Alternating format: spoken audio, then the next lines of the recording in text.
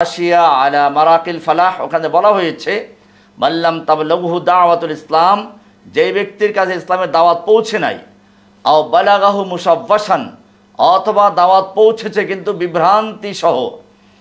এই কারণে যদি কোনো ব্যক্তি কোনো কুফরি কাজ করে বসে, যেমন আমাদের দেশে গণতন্ত্র সাথে জড়িত আছে, এখানে ইসলামটা ক্লিয়ারভাবে পৌঁছে নাই, লা ইউহকামু বিকুফরিহি, তাই এই কারণে তাকফির করা হবে না হাত্তা তুকামা আলাইহিল হুজ্জাতুর রিসালিয়া, যতক্ষণ পর্যন্ত তাদের সামনে হুজ্জাতে রিসালা না পৌঁছানো হয়। আপনি বলবেন আমরা তো পৌঁছিয়েছি বা আপনি পৌঁছাচ্ছেন, ভালো কথা, কিন্তু আমরা যে পৌঁছাচ্ছি আমাদের বিপরীতে একটা বড় অংশ আলেম তারা আগেরটা বুঝে আছেন, এটা তাদেরকে আমরা বোঝাতে পারি নাই। সুতরাং এক্ষেত্রে আমাদেরকে মানুষেরা অল্প কয়েকজন বলে উড়িয়ে দিতে পারে, কারণ মানুষের দায়িত্ব হচ্ছে ওলামায়ে কেরামদের জিজ্ঞেস করা। তারা তো ভুল করছে না, তারা বিজ্ঞজনদেরকে জিজ্ঞেস করছে তাদের ধারণা মতে, তারা সঠিক জ্ঞানটা পাচ্ছে না। এই জন্য এইসব বিষয় নিয়ে তাকফির বাড়াবাড়ি না করে বরং দাওয়াতি কাজ চালিয়ে যাওয়া। ইমাম নববী রহমাতুল্লাহ আলাই আর রওদা নামক কিতাবে লেখেন 10 নম্বর খণ্ডের 64 নম্বর পৃষ্ঠায়, মান ওয়াকা ফিল কুফরি আন তা'বিলিন আও তাকলিদিন ওয়া লাম তাকুম আলাইহিল হুজ্জা লা ইউকাফফারু।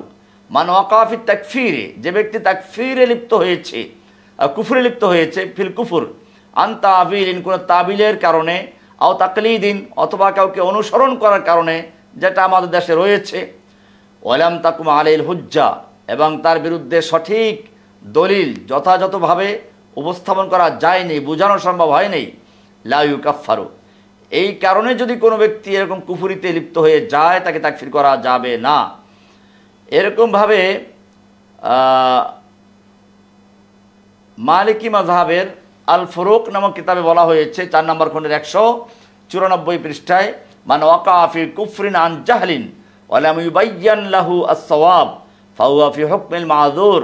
যে ব্যক্তি কোনো কুফরি কাজে লিপ্ত হয়েছে জাহালাতের কারণে, ওয়া লাম ইউবায়্যান লাহু আস-সাওয়াব, তার কাছে সঠিক জিনিসটা উপস্থাপন করা হয়নি, ফাহুয়া ফি হুকমিল মাযুর, সে মাযুরের হুকুম বলে গণ্য হবে। এরকমভাবে ইমাম ইবনে তাইমিয়া রাহমাতুল্লাহ আলাইহি মাজমুল ফাতাওয়া 3 নম্বর খণ্ডের 231 নম্বর পৃষ্ঠায় বলেছেন, মান সাবাতা ইসলামুহু বিয়াকিনিন লাম ইউজাল আনহু যালিকা বিশাক্কি হাত্তা তুকামা আলাইহিল হুজ্জাতু ওয়া তুজালু শুবহাতু। যেই ব্যক্তি ইসলাম কবুল করেছে এটা নিশ্চিত, এখন ইসলাম কবুল করাটা ইয়াকিনি, নিশ্চিতভাবে সে ইসলাম কবুল করেছে, নিশ্চিত কোনো জিনিস সন্দেহের কারণে বাতিল হয়ে যাবে না। সুতরাং কুফুরির সন্দেহ সংশয়ের কারণে আল ইয়াকিন লা ইয়াজুল বিশাক, নিশ্চিত ইয়াকিনটা, ইমানটা সন্দেহের কারণে বাতিল হবে না। এটা বলা আছে আল ফাতাওয়া 12 নম্বর খণ্ডের 427 নম্বর পৃষ্ঠা। এরকমভাবে আরও বলা হয়েছে, আকসারু মান তাকাল্লামা বিল কুফর লাম ইয়ালাম আন্নাহু কুফরুন ফায়ুবায়্যানু লাহু ওয়া ইউলামু ওয়া লা ইউকাফফারু হাত্তা তাকুমা আলাইহিল হুজ্জা। বেশিরভাগ মানুষ যারা কুফরি কথা বলে বা কুফরি কাজ করে বসে, এরা জানে না যে কাজটা কুফরি। এখন আমার কাজ হচ্ছে তার কাছে বিষয়টা বয়ান করে দেওয়া, তাকে জানিয়ে দেওয়া, তাকে একামতে হুজ্জাতের কাজটি করা, তা না করা পর্যন্ত তাকে তাকফির না করা। এখানে একটা জিনিস বুঝতে হবে, একটা হচ্ছে একামাতুল হুজ্জা, আর একটা হচ্ছে বুলুগুল হুজ্জা। একটা হচ্ছে দলিল পৌঁছা, আর একটা হচ্ছে একামাতুল হুজ্জা, দুইটা এক জিনিস না। একটা হচ্ছে বুলুগুল ইলম, ইলম পৌঁছে যাওয়া, আর একটা হচ্ছে একামাতুল হুজ্জাত, হুজ্জাত কায়েম করা, দুইটা এক জিনিস নয়। লাইসা কুল্লু মান সামিআল কুরআন আবিল ইসলাম ইউতাবারু ক্বাদ উকিমাত আলাইহিল হুজ্জা। যার কাছে কোরআন পৌঁছে গেছে বা ইসলাম পৌঁছে গেছে, তার উপরে হুজ্জাত কায়েম হয়ে গেছে, এই কথা বলা যাবে না। একামত হুজ্জাতের দায়িত্ব আদায় হয় নাই। বাল লা বুদ্দা মিনাশ শারহি ওয়াত তাওদীহি ওয়ার রাদ্দি আলা শুবহাত, বরং তার কাছে ব্যাখ্যা দেওয়া, বিষয়টি স্পষ্ট করা, সংশয় নিরসন করে দেওয়া, এইগুলো করার পরে এটা একামতে হুজ্জাত বলে গণ্য হবে। এছাড়া একামতে হুজ্জাত বলে গণ্য হবে না। সুতরাং একামতে হুজ্জাত বা বুলুগুল হুজ্জাত এক জিনিস নয়। হুজ্জত পৌঁছলেই যে বলবেন এত এলেম এত কোরআন হাদিস সব জায়গায় আছে, কিন্তু একামতে হুজ্জত ভিন্ন জিনিস। এটা বুঝাইয়ে দেওয়া, তাকে জানিয়ে দেওয়া যে এই কাজগুলো কুফুরি কাজ। মানুষ জানে না যে শহীদ মিনারের সামনে গিয়ে দাঁড়িয়ে থাকাটা শিরিক। আল্লাহর সামনে নামাজে আমরা দাঁড়াই, এটা একটা ইবাদত। ঠিক একইভাবে যখন শহীদ মিনারে গিয়ে দাঁড়ানো হয় বা আগুনকে সেলুট দেওয়া হয়, আমরা তাকবীরে তাহরিমের সময় হাত উঠাই আল্লাহর উদ্দেশ্যে। এখন যদি কেউ আগুনকে সেলুট দেওয়ার জন্য হাত উঠায়, তো এটা কি? তো এই জিনিসগুলো যে শিরিক, এটা মানুষ বুঝে না, জানে না। সুতরাং এগুলো আমাদের কাজ হচ্ছে জানাতে হবে। এরকমভাবে ওই যে বললাম আল মাতুহ, যাদের বা বুদ্ধি প্রতিবন্ধী যারা, আল মাজনুন, মাজনুন জুন্নুন, জিন্নুন থেকে জিন, জিনের দুইটা অর্থ, একটা জান্না মানে ঢেকে যাওয়া, তাহলে জান্না আল আকল মানে আকলের উপরে পর্দা পড়ে যাওয়া, এটাকে মাজনুন বলে, পাগল। আর একটা মাজনুন জিন্নুন থেকে, মানে যাকে জিনে ধরেছে তাকে মাজনুন বলা হয়, জিনের রোগী। নবীদেরকে লোকেরা মাজনুন বলতো, দুই অর্থেই বলতো। এক অর্থ হচ্ছে যে তার বুদ্ধি জ্ঞানের উপরে পর্দা পড়ে গেছে, আরেকটা হচ্ছে তাকে জিনে ধরেছে। তো মাজনুন, জিন্নুন থেকে মাজনুন অথবা জান্না থেকে মাজনুন দুরকম হতে পারে। তো এরকমভাবে পাগল, আমরা যারা পাগল বলি, এই লোকগুলোকে তাকফির করা যাবে না। ইমাম ইবনে তাইমিয়া রাহমাতুল্লাহ লিখেছেন, ফালা নুকাফিরু আহাদান হাত্তা তাকুমা আলাইহিল হুজ্জাতুর রিসালিয়া। এই পাগল বলেন, মাতুহ বলেন মানে বুদ্ধি প্রতিবন্ধী, অথবা পাগল, অথবা যারা এই ফাতরাতের সময় দুনিয়াতে আগমন করেছেন, অথবা শিশু অবস্থায় মারা গেছেন, অমাল্লাম তাবলুগহু ফাহুয়া মাযুরুন, তারা মাযুর বলে গণ্য হবে। কা আহলিল ফাতরাত ওয়াল মাজানিন ওয়াল মাতুহিন ওয়াল আতফাল। এটা দারউ তাআরুদিল আকলি ওয়ান নকল, 1 নম্বর খণ্ডে 266 নম্বর পৃষ্ঠা। এই কারণে আল্লাহ রাসূল সাল্লাল্লাহু আলাইহি সাল্লাম এখানে বলেছেন, রুফিআল কলাম আন সালাসাতিন, 3 ব্যক্তির থেকে কলম তুলে রাখা হয়েছে, কলম উঠিয়ে রাখা হয়েছে, লেখা হয় না। অর্থাৎ তাদের অপরাধগুলো লেখা হয় না, কলম তুলে রাখা হয়েছে, উঠিয়ে রাখা হয়েছে। কে কে? আনিন নাইমি হাত্তা ইয়াস্তাইকিযা, আনিন নাইম হাত্তা ইয়াস্তাইকিযা, ঘুমন্ত ব্যক্তি যতক্ষণ পর্যন্ত সজাগ না হয়। ঘুমিয়ে আছে, এই সময় কোনো কুফরি কথা বলল অথবা কোনো কাজ করে বসলো, ধরেন ঘুমের মধ্যে সে পাশে একটা বাচ্চা শুয়ে আছে, বাচ্চার উপরে তার দেহটা অনেক মোটা, ধরেন 200 কেজি ওজনের কোরবানির গরু সমতুল্য, রাতে মোড়ামুড়ি করতে গিয়ে বাচ্চার উপরে এসে কাত হয়ে পড়ে গেছে, বাচ্চা মরে গেছে, ঘুমের মধ্যে কাজটা হয়েছে। তো এখন এই ব্যক্তিকে খুনি বলা যাবে না। তো এটা বলা হলে আনিন নাইম হাত্তা ইয়াস্তাইকিযা, ঘুমন্ত ব্যক্তি যতক্ষণ পর্যন্ত সজাগ না হয়, ওয়ানিস সাবি হাত্তা ইয়াহতালিমা, আর শিশু যতক্ষণ পর্যন্ত বালেগ না হয়, ওয়ানিল মাজনুন হাত্তা ইয়াকিলা, আর বুদ্ধি প্রতিবন্ধী যতক্ষণ পর্যন্ত সে বোধ শক্তি ফিরে না পায়। হাদিসটা আছে আবু দাউদের 4399 নম্বর, নাসাই শরীফের 3432 নম্বর হাদিস, ওয়াসাহহাহু আল আলবানী, এটা আলবানী সহিহ বলে আখ্যায়িত করেছেন। তাহলে এখানে দেখা যায় যে 3 ধরনের মানুষ থেকে কলম তুলে রাখা হয়েছে, অর্থাৎ তাদের অন্যায়গুলো অন্যায় বলে অন্যায়কারী হিসেবে বিবেচিত হবে না। এর কারণে যদি কোনো ব্যক্তি লাউ সাব্বাল মাজনুন আল্লাহ আবির রসুলা, যদি কোনো পাগল আল্লাহ বা আল্লাহ রসুলকে গালিগালাজ করে, আও সাজাদ আলী সনামিন, অথবা কোনো মূর্তিকে সেজদা করে, ফালা ইউহকামু বিকুফরিহি, তাকে কাফের বলে হুকুম লাগানো হবে না। কেন? লিআন্নাহু লা আকলা লাহু, কারণ তার তো কোনো আকলই নেই, কোনো বুদ্ধি নেই। এরকম ইমাম নববী রাহমাতুল্লাহ বলেন, ইত্তাফাকাল উলামা আলা আন্নাল মাজনুন লা ইউকাল্লাফু ওয়া লা ইউহাসাবু আলা ফিলিহি ওয়া লা ইউকাফফারু বিকালামিহি, পাগল ব্যক্তিকে লা ইউকাল্লাফু, শরীয়তের আইনের আওতাভুক্ত ধরা হবে না, ওয়া লা ইউহাসাবু আলা ফিলিহি, তার কাজের কোনো গণনা করা হবে না, গুনাহ ধরা হবে না, ওয়া লা ইউকাফফারু বিকালামিহি, তার কথার কারণে তাকে তাকফির করা হবে না। সহিহ মুসলিম 8 নম্বর খণ্ডের 14 নম্বর পৃষ্ঠা। শাইখুল ইসলাম ইমাম ইবনে তাইমিয়া রাহমাতুল্লাহ বলেন, আল মাজনুন ওয়াল মা'তুহ লা ইউআকাবু ওয়া লা ইয়াদখুলুন নার বাল ইমতাহানুনা ইয়াউমাল কিয়ামা। পাগল এবং সেই বুদ্ধি প্রতিবন্ধী তাদেরকে শাস্তি দেওয়া হবে না এবং তারা জাহান্নামে প্রবেশ করবে না, বরং তাদেরকে কিয়ামতের মাঠে ইমতিহান করা হবে, পরীক্ষা নেওয়া হবে। মাজমুল ফাতাওয়া 24 নম্বর খণ্ডের 372 নম্বর পৃষ্ঠা।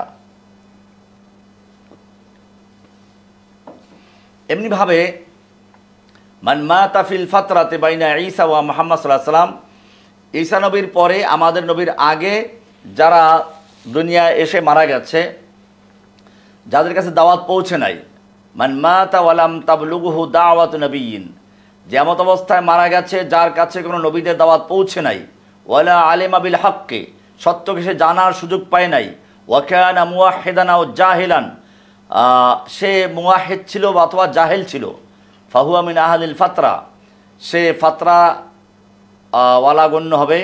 লা ইউআযাবু হাত্তা তাকুম আলাইহিল হুজ্জা, তার উপরে একামাতে হুজ্জাতের আগ পর্যন্ত তাকে শাস্তি বিধান করা হবে না। দলিল কোরআনের আয়াত, ওমা কুন্না মুআযযিবিনা হাত্তা নাবআসা রাসূলা, আরও অনেকগুলো আয়াত আমরা আগে উল্লেখ করেছিলাম।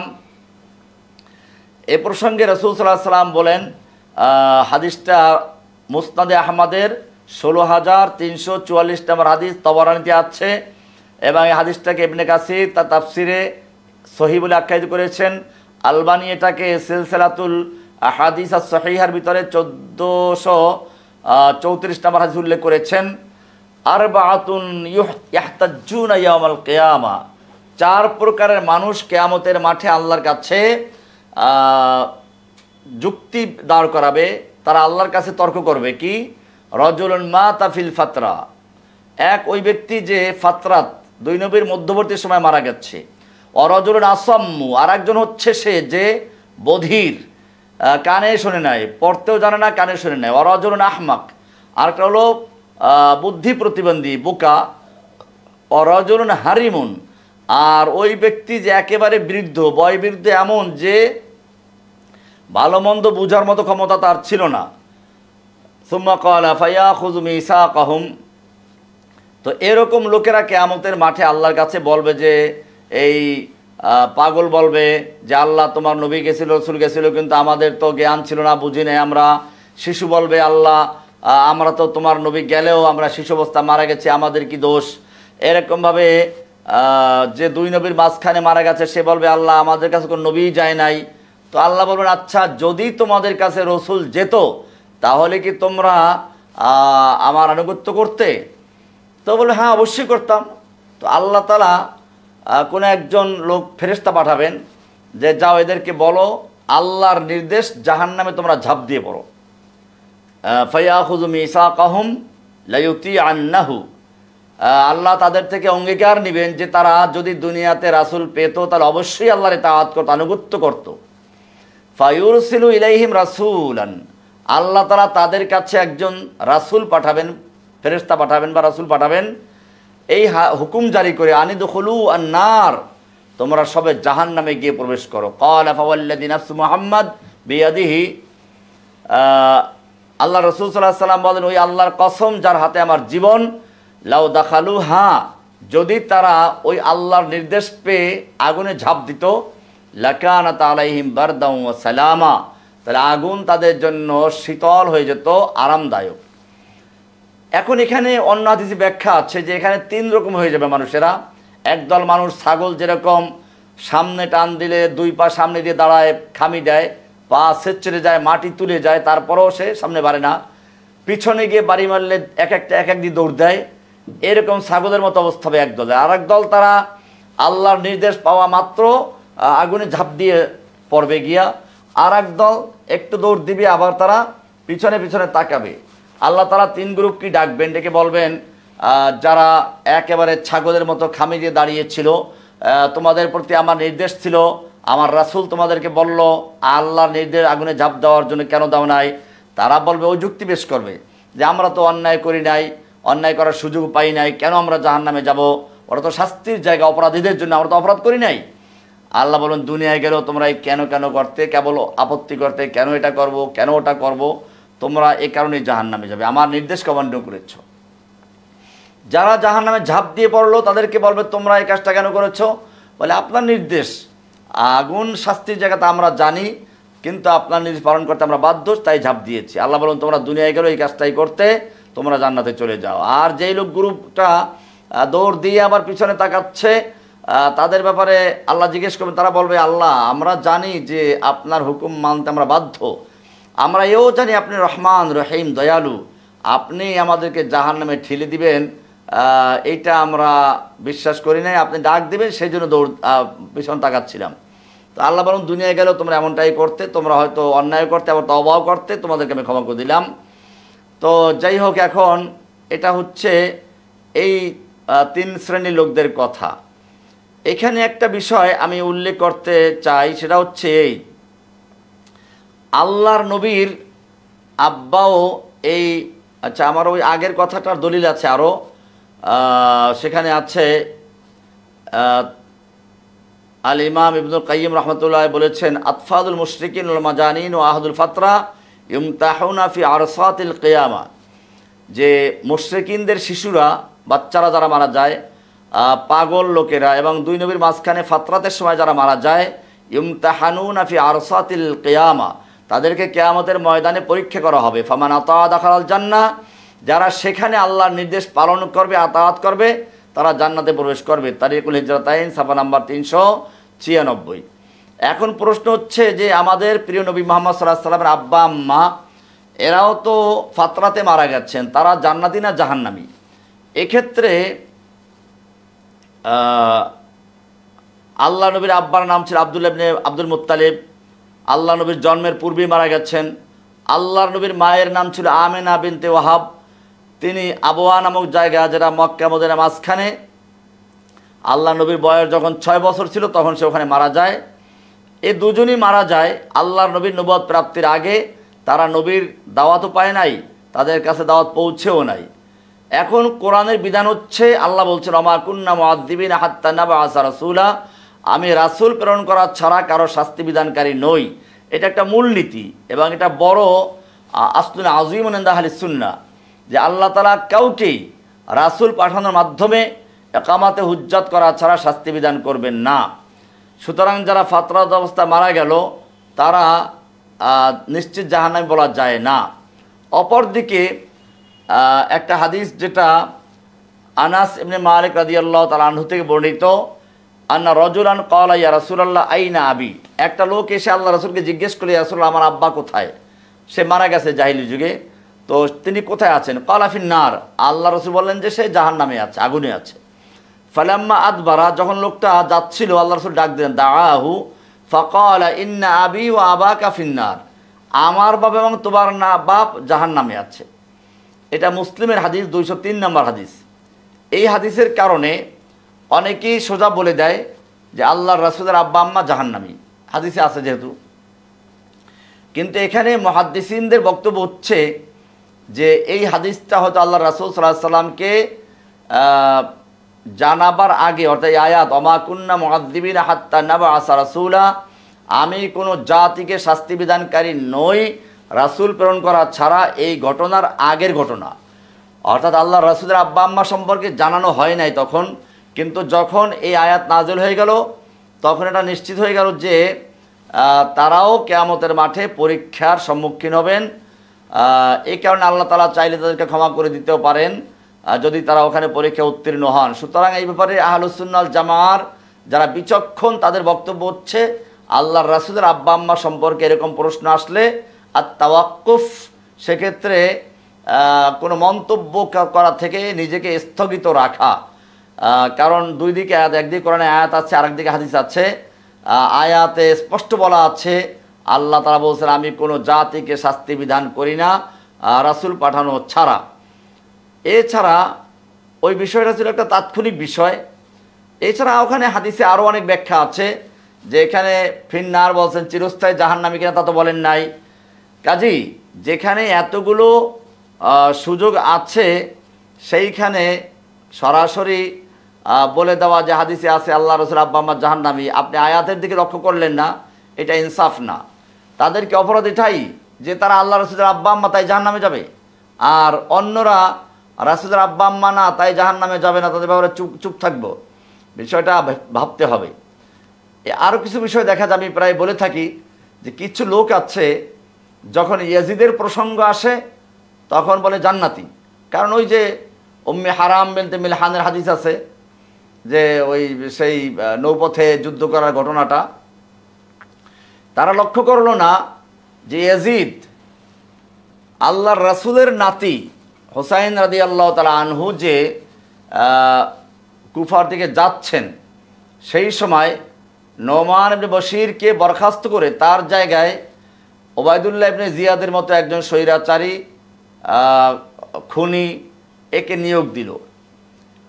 এরপরে আপনি একটা জিনিস চিন্তা করুন, যদি ইয়াজিদের কান্নাকাটি সঠিক হতো তাহলে তো সে পরে ব্যবস্থা নিতে পারত যে তুমি অন্যায় করেছ, আমি তোমাকে নির্দেশ করি নাই, কেন তুমি হোসেনকে হত্যা করেছো, তাকে বরখাস্ত করতে পারতেন, তার বিরুদ্ধে ব্যবস্থা নিতে পারতেন। আগে না হয় জানেন না, পরে তো জানলেন, জানার পরে তো শাস্তি দেওয়া যেত, কিন্তু না, এরকম কোনো শাস্তি তো দেয় নাই। তাছাড়া ইয়াজিদ তার 3 বছরের শাসনামলে, কয় বছর? 3 বছর। এখানে একটা কথা বলে দেই, ইয়াজিদের শাসনকাল ছিল 3 বছর 6 মাস, আর ঘটনাক্রমে শেখ মুজিবের শাসনকালও ছিল 3 বছর 7 মাস। ইয়াজিদ এবং শেখ মুজিবের মধ্যে খুব সুন্দর মিল আছে। ইয়াজিদও তার 3 বছর 3.5 বছরের এই শাসনকালে 3টা বড় বড় আকাম করেছে, ইসলামের জন্য ক্ষতি করেছে। একটা হচ্ছে কারবালার ঘটনা, আল্লাহর নবীর পুরো বংশ শেষ করে দিয়েছে। আর 2 নম্বরে ছিল মদিনায় আক্রমণ করা, হাররার যুদ্ধ নামে যেটা খ্যাত। এখানে প্রায় 700 হাফেজে কোরআন হত্যা করেছে। কত? 700। এরপরে প্রায় 10,000 মানুষকে হত্যা করেছে সাহাবা, মুহাজির, আনসার মিলিয়ে। এছাড়া 3 দিন পর্যন্ত মদিনায় আল্লাহর নবীর কবরের পাশে রিয়াজুল জান্নায় মসজিদে নববীতে ঘোড়া বান্ধা হয়েছিল, ধর্ষণ করা হয়েছে। ইসলামের ইতিহাসে তো চরম অন্যায় করেছে। তাই ইসলামের ইতিহাসে এত বড় অন্যায়, এত বড় জঘন্য কাজ আর কেউ করে নাই। মদিনার সাহাবীদের মেয়েদেরকে, তাবেঈদের মেয়েদেরকে ধর্ষণ করেছে উন্মুক্তভাবে, ফ্রি করে দিয়েছে, যা করতে পারো করো। ওয়াকে হাররা 700 হাফেজে কোরআন সেদিন হত্যা করেছে। সেদিন বড় বড় আকাবের সাহাবা, বুড়া সাহাবা ইসলাম ছিল অনেক, তাদেরকে নির্যাতন করেছে। আর তৃতীয় আকামটা করেছে মক্কার খানা কাবায় হামলা করেছে, কাবার গিলাফে আগুন ধরিয়ে দিয়েছে, ছাদ ভেঙে ফেলেছে, মেনজানিকে স্থাপন করে সেখানে কামান দিয়ে গোলা নিক্ষেপ করেছে। 3 বছরে 3টা বড় বড় আকাম করেছে এই ইয়াজিদ। এই কারণে যারা আহলুস সুন্নাহ ওয়াল জামাআহ, যারা বিচক্ষণ, তারা বলেছেন ইয়াজিদের ব্যাপারে আমরা কোনো মন্তব্য করি। যারা বিচক্ষণ, আব্দুল্লাহ বিন মুবারক সহ আরও যারা, তারা বলেছেন তিলকা দিমাউন, ওটা একটা রক্তপাত যা ঘটে গেছে। তাহহারাল্লাহু আইদিয়ানা, আল্লাহ ওই রক্ত থেকে আমাদের হাতকে পবিত্র করেছেন, রেখেছেন। ওই রক্তে আমাদের হাত রঞ্জিত হয় নাই। ফালা নুলাব্বিসু আলসিনাতানা, এখন ওই বিষয়ে কথা বলে আমরা আমাদের জিহ্বাকে রঞ্জিত করতে চাই না। ইয়াজিদকে অনেকে রাদিয়াল্লাহু আনহু বলে থাকে। রাদিয়াল্লাহু আনহু কি করে? সাহাবীদের, সে তো জন্মই হচ্ছে 25 হিজরিতে, আল্লাহর নবীর দুনিয়ার থেকে চলে যাওয়ার অনেক বছর পরে তার জন্ম। তাহলে সে রাদিয়াল্লাহু তাআলা আনহু সাহাবী হয় কি করে? সে তো তাবী হওয়ার যোগ্যও না। কারণ তাবী কাকে বলে? কোরআন বলছে ওয়াল্লাযীনা ইত্তাবাউহুম বিইহসানির রাদিয়াল্লাহু আনহু ওয়া রাদু আনহু, যারা সাহাবীদেরকে ইত্তেবা করেছে বিইহসান, ইহসানের সাথে। আর ইয়াজিদ তো সাহাবায়ে কেরামদের ইত্তেবা করে নাই, সে তাদেরকে হত্যা করেছে। তাহলে তাবী হলো কি করে? যাক, তারপরও লফজিভাবে তাকে তাবী বলা যায়, কিন্তু শরঈভাবে যদি আধ্যাত্মিকভাবে বলেন, তাকওয়ার দিক থেকে বলেন, তাহলে তাকে তাবেই বলারও কোনো সুযোগ নেই। কারণ তার 3 বছরের এই শাসনকালে এমন কাজ করেছে, নবীর পরিবারকে হত্যা করেছে। আপনি বলবেন যে হত্যা তো সে সরাসরি করে নাই, তাকে খুনি বলা যায় না। আমি বলি ঠিক আছে, আগে না হয় এই তাবিল করা যায়, কিন্তু পরে তো তাদেরকে বরখাস্ত করে না, যারা খুনি তাদেরকে বরখাস্ত করে নাই, কোনো শাস্তিও দেয় নাই। এরপরে ওয়াকে হাররা, এরপর ওয়াকে আয়ে মক্কা, এগুলো কি প্রমাণ করে? এই শেখ মুজিবও তার আমলে এই কাজগুলোই করেছে, বাকশাল কায়েম করেছে, আলেম ওলামাদেরকে নিধন করেছে, ইসলামকে নির্বাসনে পাঠিয়েছিল, রাষ্ট্রধর্ম ইসলাম এগুলো থাকবে না, এরকম অনেক কাজ করেছে। আমি সেই তুলনামূলক আলোচনা করতে গেলে স্পষ্ট করতে পারবো যে ইয়াজিদের সঙ্গে শেখ মুজিবের অনেক মিল ছিল। ইয়াজিদের শাসনকালও ছিল 3.5 বছর, আবার শেখ মুজিবের শাসনকালও ছিল 3.5 বছর। ইয়াজিদও যেরকমভাবে তার 3.5 বছরে বড় বড় অপকর্ম করেছে, ঠিক এরকম শেখ মুজিবও ইসলামের বিরুদ্ধে বড় বড় অপকর্ম করেছে। সুতরাং ইয়াজিদের নাম শুনে রহমাতুল্লাহ আলাই বলা আর আল্লাহর নবীর ব্যাপারটা আসলে সরাসরি জাহান্নামী বলে দেওয়া, এটা ইনসাফের কথা না। ইনসাফের কথা হচ্ছে এসব ব্যাপারে চুপ থাকা, এসব ব্যাপারে নিজের জিহ্বাকে লাগাম লাগানো, আর এই ব্যাপারে আমাদেরকে জিজ্ঞেস করা হবে না। এই ব্যাপারে হাদিসে আছে, আল্লাহ রাসূল সাল্লাল্লাহু আলাইহি সাল্লাম বলছেন, ইস্তাজান্তু রব্বি আন আস্তাগফিরা লি উম্মি, আমি আমার মায়ের জন্য ইস্তেগফার করার জন্য আল্লাহর কাছে অনুমতি চাইলাম। ফালাম ইউজান লি, আমাকে ইস্তেগফার করার জন্য অনুমতি দেওয়া হয় নাই। ওয়াস্তাজান্তুহু আন আযুরা কবরাহা ফাআযিনা লি, আমি আল্লাহর আমার মায়ের কবর জিয়ারত করার জন্য অনুমতি চাইলাম, আমাকে সে অনুমতি দেওয়া হয়েছিল। এটা মুসলিমের 976 নম্বর হাদিস। এখান থেকে বোঝা যায় যে আল্লাহর রাসূলকে তার মায়ের কবর জিয়ারত করার জন্য অনুমতি দেওয়া হয়েছিল। এখন ইস্তেগফার করার অনুমতি দেওয়া হয় নাই, এই জন্য সে জাহান্নামী হওয়া জরুরি না। লা ইয়ালজামু মিনহু আন্নাহা মিন আহলিন নার, ইস্তেগফার করার পারমিশন দেওয়া হয় নাই বলে আপনি যে বলবেন জাহান্নামী, কথা বলা জরুরি নয়। কেন? লিকাউনিহা মাতাত আলা গায়রিল ইসলামি যাহির ক্বাবলাল বি'সা, যেহেতু সে আল্লাহর রাসূলের নবুয়ত প্রাপ্তির আগে মারা গেছে, সেজন্য ইস্তেগফারের পারমিশন দেওয়া হয় নাই। কাজী এ কারণে তাকে জাহান্নামী বলতে বিষয়টি এরকম নয়। জমহুরে আহলে সুন্নাহ ওয়াল জামা এদের কথা হচ্ছে যে এইসব ব্যাপারে আমরা খামোশ থাকা, যেভাবে কোরআনে বলা আছে ওমা কুন্না মুআযযিবিনা হাত্তা নাবআসা রাসূলা। এছাড়া সূরা নিসার 165 নম্বর আয়াতে বলা আছে রুসুলা মুবাশশিরিনা ওয়া মুনযিরিনা লিআল্লা ইয়াকুনা লিন-নাসি আলাল্লাহি হুজ্জাতুম বা'দার রুসুল। এরকমভাবে কোরআনের আরেকটি আয়াত সূরা তাহার 134 নম্বর আয়াত, সেখানে বলা আছে ওয়ালাউ আন্না আহলাকনাহুম বিআযাবিন মিন ক্বাবলিহি লাকালু রব্বানা লাউলা আরসালতা ইলাইনা রাসূলা। এইসব আয়াতগুলো বোঝা যায় আল্লাহু ইয়ানফি আন নাফসিয়া যুলমা, আল্লাহ নিজের নফসের পক্ষ থেকে জুলুমকে নফি করছেন। ওয়ুবাইয়িনু আন্নাহু লাউ আযাবাহুম বিগাইরি রাসূল, আর তিনি বলছেন যে তিনি রসুল প্রেরণ করা ছাড়া শাস্তি বিধান করেন না। যদি এটা করতেন তাহলে লাহতাজ্জু আলাইহি, আল্লাহর বিরুদ্ধে তারা কিয়ামতের মাঠে হুজ্জত পেশ করত। কাজী ফালা ইউহলিকু কওমান বিগাইরি দাওয়াতিন হাত্তা লা তাকুনা লাহুম হুজ্জা, আল্লাহর নিয়ম হচ্ছে কোনো কওমকে তাদের কাছে রাসূল পাঠানো ছাড়া বা দাওয়াত পৌঁছানো ছাড়া তিনি কোনো কওমকে ধ্বংস করেন না।